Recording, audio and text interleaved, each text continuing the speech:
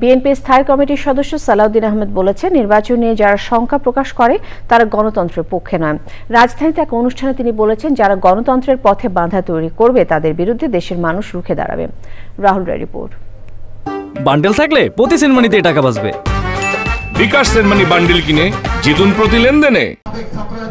সাবেক প্রধানমন্ত্রী ও BNP chairperson Begum Khaleda জিয়ার জন্মবার্ষিকী উপলক্ষে মসজিদ ও দলীয় কার্যালয়ে দোয়া মাহফিলের আয়োজন করছে বিএনপি ও এর অঙ্গ এবং সহযোগী সংগঠনগুলো।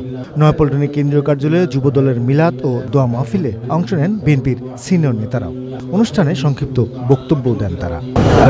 বেগম খালেদা জিয়া একটি নাম, একটি ইতিহাস। আমরা সমস্ত বিষয়ে দিক নির্দেশনা পাচ্ছি দেশনেত্রী বেগম খালেদা জিয়ার কাছ থেকে।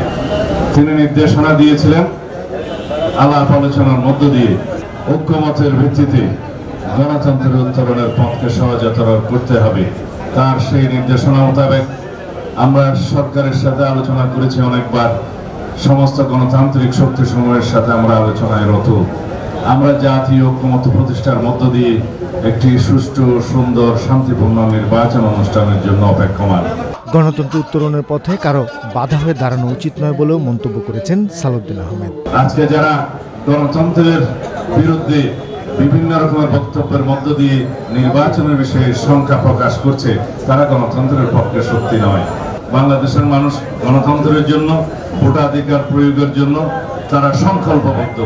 এর বিপক্ষে যারাই দিবে নিয়ে কোনো ধরনের বক্তব্য, যারাই বিভিন্ন রকমের কুযুক্তি উত্থাপন করে গণতন্ত্রের এই যাত্রাপথকে কণ্ঠকাঠিন্য করতে চাইবে, তাদের বিরুদ্ধে বাংলাদেশের জনগণ রুখে দাঁড়াবে।